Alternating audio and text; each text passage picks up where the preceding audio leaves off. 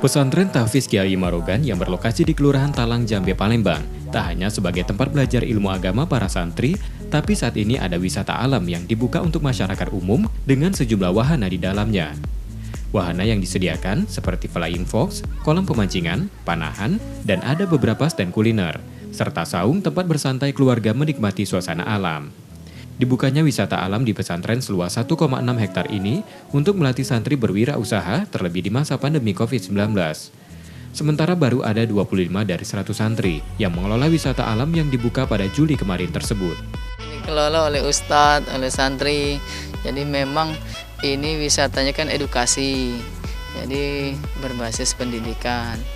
Nah, nanti kedepannya memang ini wahana ini juga menjadi media pembelajaran untuk para santri, dan santri juga kan kita dorong supaya menjadi entrepreneur.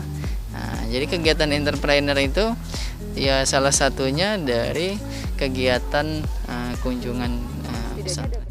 Pengunjung yang datang ke tempat ini mulai ramai setiap hari, berkisar 100 pengunjung. Warga yang datang mengaku senang karena rata-rata pengunjung tinggal di sekitar pesantren yang jauh dari pusat kota.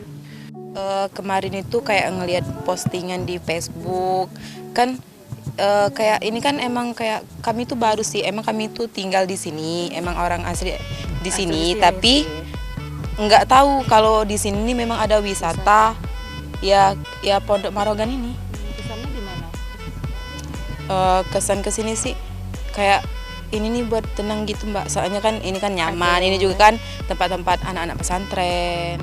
Wisata alam di pesantren Tahfiz Kiai Marogan ini dibuka dengan protokol kesehatan seperti wajib menggunakan masker, pemeriksaan suhu tubuh, dan mencuci tangan. Harga tiket masuk terbilang murah, hanya Rp2.000 dan Rp10.000 untuk tiket wahana. Reski Oktora, Tripida, Kompas TV, Palembang.